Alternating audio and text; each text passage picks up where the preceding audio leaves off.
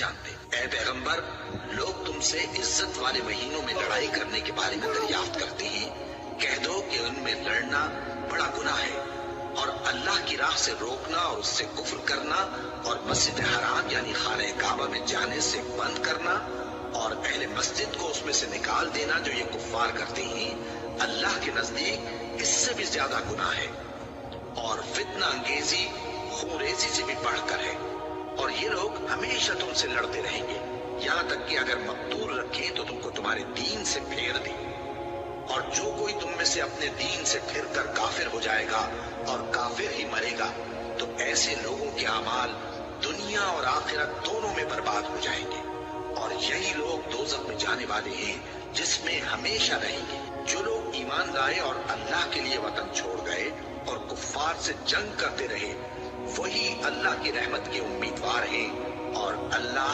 بخشنے والا ہے، رحمت کرنے والا ہے۔ اے پیغمبر، لوگ تم سے شراب اور جوئے کا حکم دریافت کرتے ہیں، کہہ دو کہ ان میں گناہ بڑے ہیں اور لوگوں کے لیے کچھ فائدے بھی ہیں، مگر ان کے گناہ فائدوں سے کہیں زیادہ ہیں، اور یہ بھی تم سے پوچھتے ہیں کہ اللہ کی راہ میں کون سا مال خرچ کرے، کہہ دو کہ جو ضرورت سے زیادہ ہو۔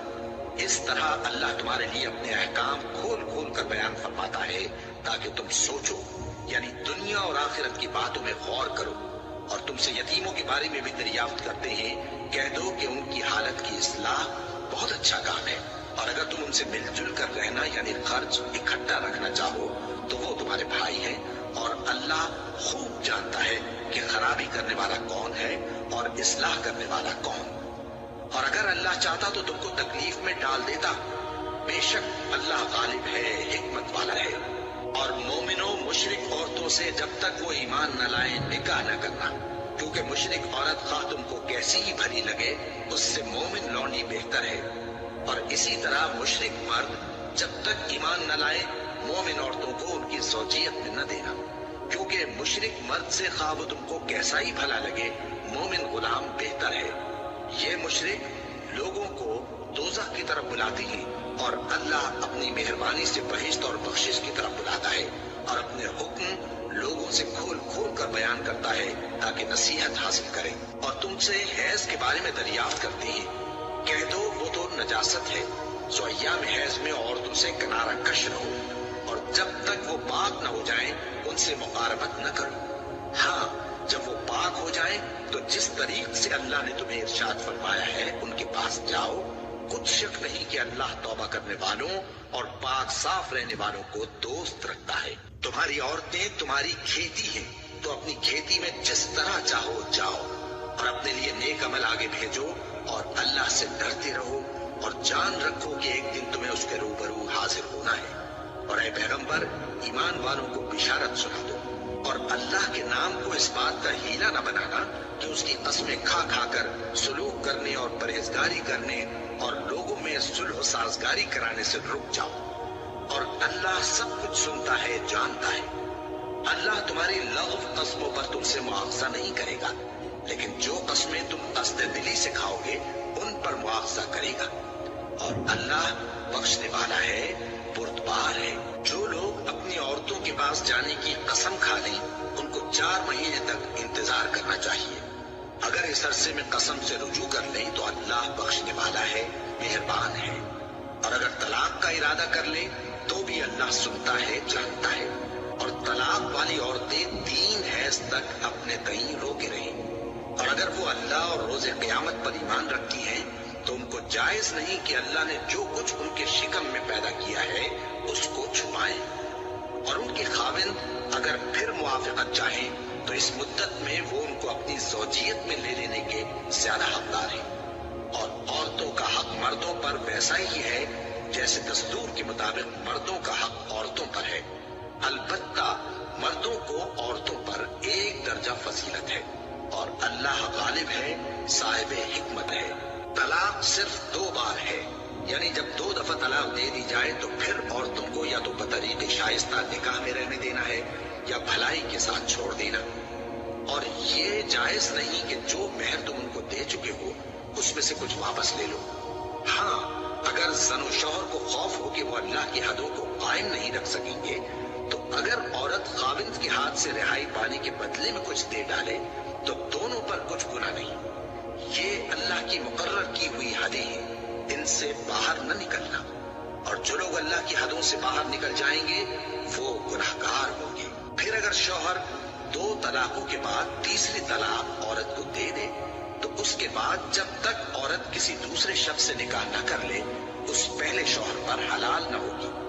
ہاں اگر دوسرا خاوند بھی طلاق دے دے اور عورت اور پہلا خاوند پھر ایک دوسرے کی طرف رجوع کر لیں تو ان پر کچھ گناہ نہیں، بشرطے کہ دونوں یقین کریں کہ اللہ کی حدوں کو قائم رکھ سکیں گے، اور یہ اللہ کی حدیں ہیں، ان کو وہ ان لوگوں کے لیے بیان فرماتا ہے جو علم رکھتے ہیں۔ اور جب تم عورتوں کو 2 دفعہ طلاق دے چکو اور ان کی عدت پوری ہو جائے تو انہیں یا تو حسن سلوک سے نکاح میں رہنے دو یا بطریق شائستہ رخصت کر دو، اور اس نیت سے ان کو نکاح میں نہ رہنے دینا چاہیے کہ انہیں تکلیف دو اور ان پر زیادتی کرو، اور جو ایسا کرے گا وہ اپنا ہی نقصان کرے گا۔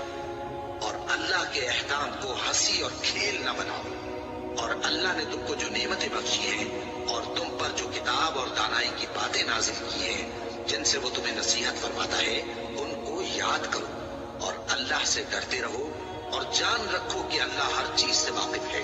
اور جب تم عورتوں کو طلاق دے چکو اور ان کی عدت پوری ہو جائے تو ان کو اپنے شوہروں کے ساتھ جب وہ آپس میں جائز طور پر راضی ہو جائیں نکاح کرنے سے مت روکو۔ اس حکم سے اس شخص کو نصیحت کی جاتی ہے جو تم میں اللہ اور روز آخر پر یقین رکھتا ہے۔ یہ تمہارے لیے نہایت خوب اور بہت پاکیزگی کی بات ہے، اور اللہ جانتا ہے اور تم نہیں جانتے۔ اور مائیں اپنے بچوں کو پورے 2 سال دودھ پلائیں، یہ حکم اس شخص کے لیے ہے جو پوری مدت تک دودھ پلوانا چاہے، اور دودھ پلانے والی ماؤں کا کھانا اور کپڑا دستور کے مطابق باپ کے ذمے ہوگا۔ کسی شخص کو اس کی طاقت سے زیادہ تکلیف نہیں دی جاتی، تو یاد رکھو کہ نہ تو ماں کو اس کے بچے کے سبب نقصان پہنچایا جائے اور نہ باپ کو اس کی اولاد کی وجہ سے نقصان پہنچایا جائے، اور اسی طرح نان و نفقہ بچے کے وارث کے ذمے ہے۔ اگر دونوں یعنی ماں باپ آپس کی رضامندی اور صلاح سے بچے کا دودھ چھڑانا چاہیں تو ان پر کچھ گناہ نہیں، اور اگر تم اپنی اولاد کو دودھ پلوانا چاہو تو تم پر کچھ گناہ نہیں، بشرطے کہ تم دودھ پلانے والیوں کو دستور کے مطابق ان کا حق جو تم نے دینا کیا تھا دے دو، اور اللہ سے ڈرتے رہو، اور جان رکھو کہ جو کچھ تم کرتے ہو اللہ اس کو دیکھ رہا ہے۔ اور جو لوگ تم میں سے مر جائیں اور عورتیں چھوڑ جائیں تو وہ عورتیں 4 مہینے اور 10 دن اپنے آپ کو روکے نہیں، اور جب یہ عدت پوری کر چکے اور اپنے حق میں پسندیدہ کام یعنی نکاح کر لیں تو تم پر کچھ گناہ نہیں، اور اللہ تمہارے سب کاموں سے واقف ہے۔ اگر تم اشارے کنائے میں عورتوں کو نکاح کا پیغام بھیجو یا نکاح کی خواہش کو اپنے دلوں میں مخفی رکھو تو تم پر کچھ گناہ نہیں۔ اللہ کو معلوم ہے کہ تم ان سے نکاح کا ذکر کرو گے، مگر ایام عدت میں اس کے سوا کہ دستور کے مطابق کوئی بات کہہ دو، پوشیدہ طور پر ان سے قول و قرار نہ کرنا، اور جب تک عدت پوری نہ ہو لے نکاح کا پختہ ارادہ نہ کرنا، اور جان رکھو کہ جو کچھ تمہارے دلوں میں ہے اللہ کو سب معلوم ہے، تو اس سے ڈرتے رہو، اور جان رکھو کہ اللہ بخشنے والا ہے، حلم والا ہے۔ اور اگر تم عورتوں کو ان کے پاس جانے یا ان کا مہر مقرر کرنے سے پہلے طلاق دے دو تو تم پر کچھ گناہ نہیں، ہاں ان کو دستور کے مطابق کچھ خرچ ضرور دو، یعنی مقدور والا اپنے مقدور کے مطابق دے اور تنگ دست اپنی حیثیت کے مطابق۔ نیک لوگوں پر یہ ایک طرح کا حق ہے۔ اور اگر تم عورتوں کو ان کے پاس جانے سے پہلے طلاق دے دو لیکن مہر مقرر کر چکے ہو تو آدھا مہر دینا ہوگا۔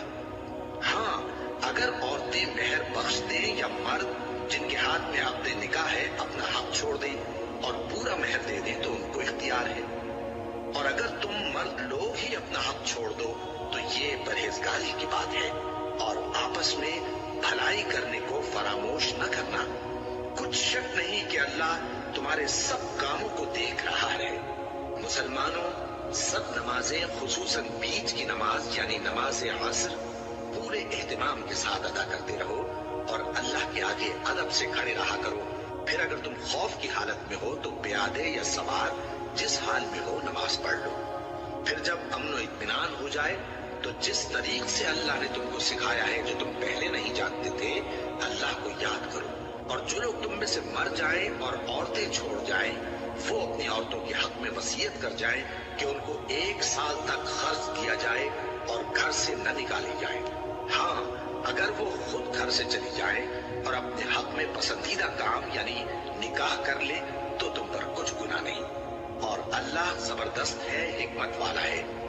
اور مطلقہ عورتوں کو بھی دستور کے مطابق نان و نفقہ دینا چاہیے، پرہیزگاروں پر یہ بھی حق ہے۔ اسی طرح اللہ اپنے احکام تمہارے لیے بیان فرماتا ہے تاکہ تم سمجھو۔ بھلا تم نے ان لوگوں کو نہیں دیکھا جو شمار میں ہزاروں ہی تھے اور موت کے ڈر سے اپنے گھروں سے نکل بھاگے تھے؟ تو اللہ نے ان کو حکم دیا کہ مر جاؤ، پھر ان کو زندہ بھی کر دیا۔ کچھ شک نہیں کہ اللہ لوگوں پر مہربانی رکھتا ہے، لیکن اکثر لوگ شکر نہیں کرتے۔ اور مسلمانوں، اللہ کی راہ میں جہاد کرو اور جان رکھو کہ اللہ سب کچھ سنتا ہے، سب کچھ جانتا ہے۔ کون ہے کہ اللہ کو قرض حسنہ دے کہ وہ اس کے بدلے اس کو کئی گنا زیادہ دے گا؟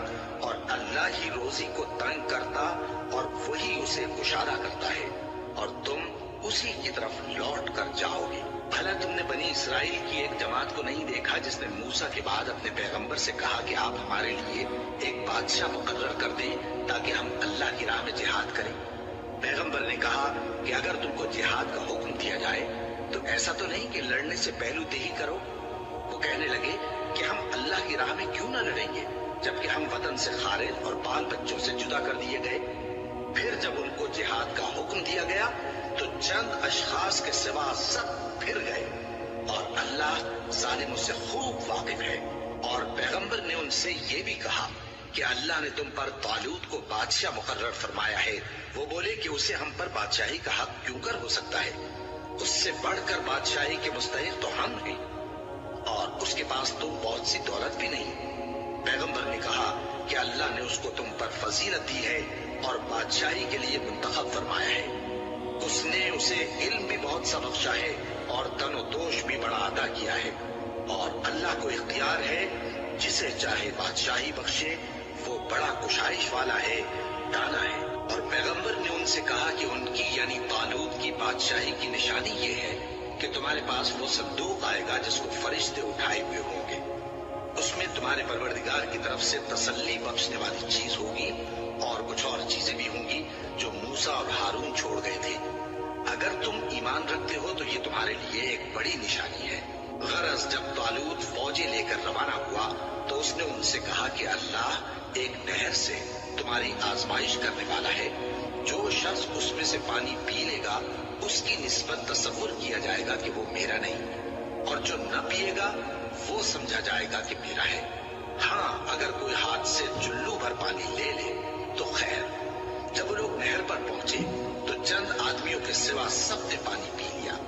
پھر جب طالوت اور مومن لوگ جو اس کے ساتھ تھے نہر کے پار ہو گئے تو کہنے لگے کہ آج ہم میں جالوت اور اس کے لشکر سے مقابلہ کرنے کی طاقت نہیں۔ جو لوگ یقین رکھتے تھے کہ ان کو اللہ کے روبرو حاضر ہونا ہے، وہ کہنے لگے کہ بسا اوقات تھوڑی سی جماعت نے اللہ کے حکم سے بڑی جماعت پر فتح حاصل کی ہے، اور اللہ ثابت قدم رہنے والوں کے ساتھ ہے۔ اور جب وہ لوگ جالوت اور اس کے لشکر کے مقابل میں آئے تو اللہ سے دعا کی کہ اے پروردگار، ہم پر صبر کے دہانے کھول دے اور ہمیں لڑائی میں ثابت قدم رکھ اور لشکر کفار پر فتح یاب کر۔ تو طالوت کی فوج نے اللہ کے حکم سے ان کو شکست دے دی، اور داؤد نے جالوت کو قتل کر ڈالا، اور اللہ نے ان کو بادشاہی اور دانائی بخشی اور جو کچھ چاہا سکھایا۔ اور اگر اللہ لوگوں کو ایک دوسرے پر چڑھائی اور حملہ کرنے سے نہ ہٹاتا رہتا تو کرۂ ارض تباہ ہو جاتا، لیکن اللہ اہل عالم پر بڑا مہربان ہے۔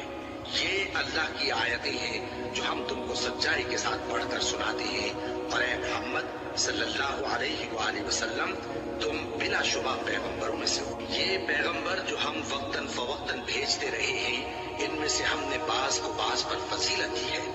بعض ایسے ہیں جن سے اللہ نے گفتگو کی، اور بعض کے دوسرے امور میں مرتبے بلند کیے۔ اور عیسیٰ ابن مریم کو ہم نے کھلی ہوئی نشانیاں عطا کی، اور روح القدس سے ان کو مدد دی۔ اور اگر اللہ چاہتا تو ان سے پچھلے لوگ اپنے پاس کھلی نشانیاں آنے کے بعد آپس میں نہ لڑتے، लेकिन उन्होंने इख्तिलाफ किया तो उनमें से बाज तो ईमान ले आए और बाज काफिर ही रहे। और अगर अल्लाह चाहता तो ये लोग बाहम जंगो क़िताल न करते, लेकिन अल्लाह जो चाहता है करता है। ऐ ईमान वालो, जो माल हमने तुमको दिया है उसमें से उस दिन के आने से पहले पहले खर्च कर लो जिसमें न आमाल का सौदा हो और न दोस्ती और सिफारिश हो सके, और कुफ्र करने वाले लोग जालिम हैं।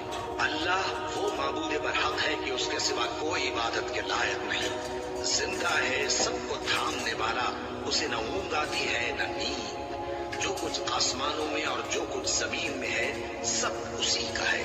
कौन है कि उसकी इजाजत के बगैर उससे किसी की सिफारिश कर सके? जो कुछ लोगों के रूबरू हो रहा है और जो कुछ उनके पीछे हो चुका है उसे सब मालूम है, और लोग उसकी मालूमात में से किसी चीज पर दस्तरस हासिल नहीं कर सकते। हाँ, जिस कदर वो चाहता है उसी कदर मालूम करा देता है। उसकी बादशाही और इल्म आसमान और जमीन सब पर हावी है, और उसे उनकी हिफाजत कुछ भी दुश्वार नहीं। वो बड़ा आली रुतबा है, जलील कद्र है। दीन इस्लाम में कोई जबरदस्ती नहीं है। हिदायत साफ तौर पर जाहिर और गुमराही से अलग हो चुकी है। तो जो शख्स बुतों से एतकाद न रखे और अल्लाह पर ईमान लाए, उसने ऐसी मजबूत रस्सी हाथ में पकड़ ली है जो कभी टूटने वाली नहीं, और अल्लाह सब कुछ सुनता है, सब कुछ जानता है। जो लोग ईमान लाए हैं उनका दोस्त अल्लाह है कि अंधेरे से निकालकर रोशनी में ले जाता है, और जो काफिर हैं उनके दोस्त शैतान हैं कि उनको रोशनी से निकालकर अंधेरे में ले जाते हैं। यही लोग अहले दोज़ख हैं कि उसमें हमेशा रहेंगे। भला तुमने उस शख्स को नहीं देखा जो उस गुरूर के सबब से कि अल्लाह ने उसको सल्तनत बख्शी थी, इब्राहिम से अपने परवरदिगार के बारे में झगड़ने लगा? जब इब्राहिम ने कहा मेरा परवरदिगार तो वो है जो जिंदगी देता है और मौत देता है, वो बोला कि जिंदगी और मौत तो मैं भी दे सकता हूँ। इब्राहिम ने कहा कि अल्लाह तो सूरज को मशरिक से निकालता है, आप उसे मगरिब से निकाल दीजिए। ये सुनकर वो काफिर हक्का बक्का रह गया, और अल्लाह बेइंसाफों को हिदायत नहीं दिया करता। या इसी तरह उस शख्स को नहीं देखा जिसका एक बस्ती पर जो अपनी छतों पर गिरी पड़ी थी गुजर हुआ, तो उसने कहा कि अल्लाह इसके बाशिंदों को मरने के बाद क्यों कर जिंदा करेगा? तो अल्लाह ने उसकी रूह कब्ज कर ली और 100 बरस तक उसको मुर्दा रखा। फिर उसको जिला उठाया और पूछा तुम कितना अरसा मरे पड़े रहे हो? उसने जवाब दिया कि 1 दिन या इससे भी कम। अल्लाह ने फरमाया नहीं, बल्कि 100 बरस मरे रहे हो। और अपने खाने पीने की चीजों को देखो कि इतने मुद्दत में मुतलक सड़ी बुसी नहीं, और अपने गधे को भी देखो जो मरा पड़ा है। गरज इन बातों से ये है कि हम तुमको लोगों के लिए अपने कुदरत की निशानी बनाएं। और हाँ, गधे की हड्डियों को देखो कि हम उनको किस तरह जोड़े देते और उन पर किस तरह गोश्त पोस्त चढ़ाए देते हैं। जब ये वाकयात उसके मुशाहिदे में आए तो बोल उठा कि मैं यकीन करता हूँ कि अल्लाह हर चीज पर कादिर है। और जब इब्राहिम ने अल्लाह से अर्ज किया कि ऐ परवरदिगार मुझे दिखा कि तू मुर्दों को क्यों कर जिंदा करेगा, अल्लाह ने फरमाया क्या तुमने इस बात का यकीन नहीं किया? उन्होंने कहा क्यों नहीं, लेकिन मैं देखना इसलिए चाहता हूँ कि मेरा दिल इत्मीनान कामिल हासिल कर ले। फरमाया कि 4 परिंदे ले लो, फिर उनको अपने से हिला लो और उनके टुकड़े टुकड़े कर दो, फिर उनका एक एक टुकड़ा हर एक पहाड़ पर रख दो, फिर उनको बुलाओ तो वो तुम्हारे पास दौड़ते चले आएंगे। और जान रखो कि अल्लाह गालिब है, साहिब हिकमत है।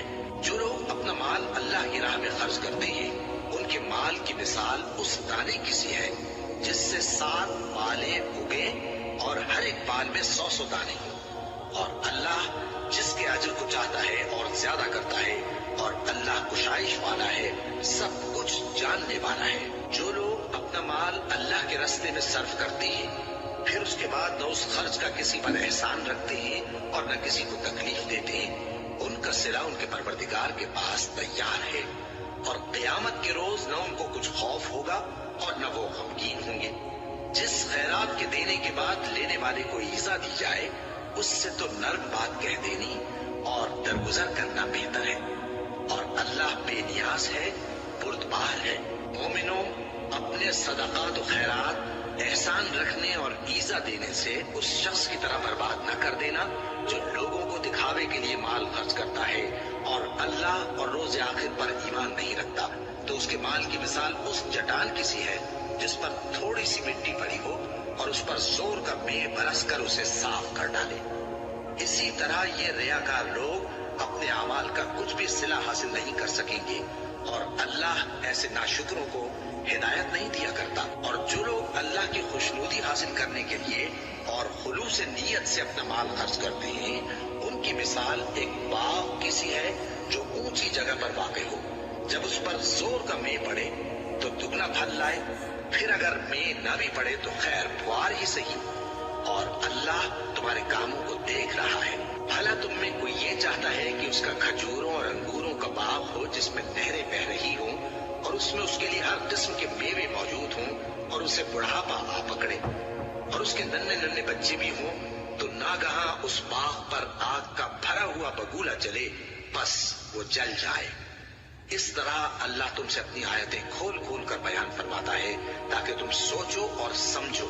مومنو، جو پاکیزہ اور عمدہ مال تم کماتے ہو اور جو چیزیں ہم تمہارے لیے زمین سے نکالتے ہیں، ان میں سے اللہ کی راہ میں بھی خرچ کرو، اور بری اور ناپاک چیزیں دینے کا قصد نہ کرنا کہ اگر وہ چیزیں تمہیں دی جائیں تو بجز اس کے کہ لیتے وقت آنکھیں بند کر لو، ان کو کبھی نہ لو۔ اور جان رکھو کہ اللہ بے نیاز ہے، خوبیوں والا ہے۔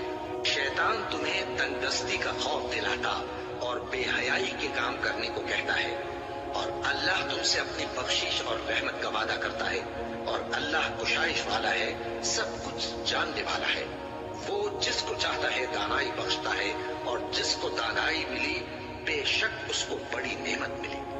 اور نصیحت تو وہی لوگ قبول کرتے ہیں جو عقل مند ہیں، اور تم اللہ کی راہ میں جس طرح کا خرچ کرو یا کوئی نذر مانو، اللہ اس کو جانتا ہے، اور ظالموں کا کوئی مددگار نہ ہوگا۔ اگر تم خیرات ظاہر کر کے دو تو وہ بھی خوب ہے، اور اگر پوشیدہ دو اور دو بھی ضرورت مندوں کو تو یہ تمہارے لیے بہتر ہے، اور اس طرح کا دینا تمہارے گناہوں کو بھی دور کرے گا، اور اللہ کو تمہارے سب کاموں کی خبر ہے۔ اے نبی صلی اللہ علیہ وآلہ وسلم، تم ان لوگوں کی ہدایت کے ذمہ دار نہیں ہو، بلکہ اللہ ہی جس کو چاہتا ہے ہدایت بخشتا ہے۔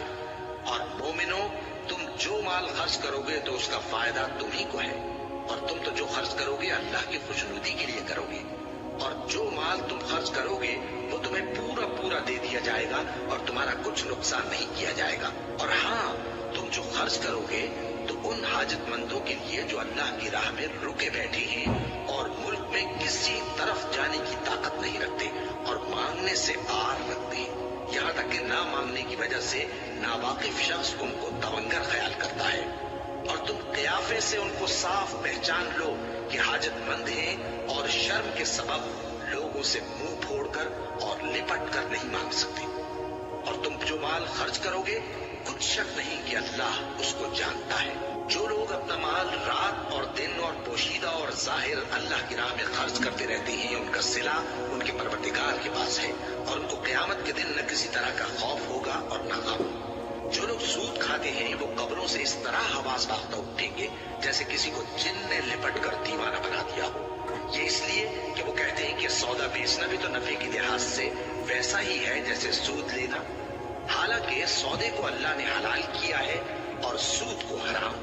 تو جس شخص کے پاس اللہ کی نصیحت پہنچی اور وہ سود لینے سے باز آ گیا تو جو پہلے ہو چکا وہ اس کا، اور قیامت میں اس کا معاملہ اللہ کے سپرد۔ اور جو پھر لینے لگا تو ایسے لوگ دوزخی ہیں کہ ہمیشہ دوزخ میں جلتے رہیں گے۔ اللہ سود کو نابود یعنی بے برکت کرتا اور خیرات کی برکت کو بڑھاتا ہے، اور اللہ کسی ناشکر گناہگار کو دوست نہیں رکھتا۔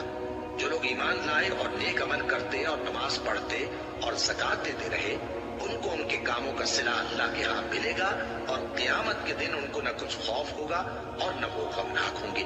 مومنو، اللہ سے ڈرو، اور اگر ایمان رکھتے ہو تو جتنا سود باقی رہ گیا ہے اس کو چھوڑ دو۔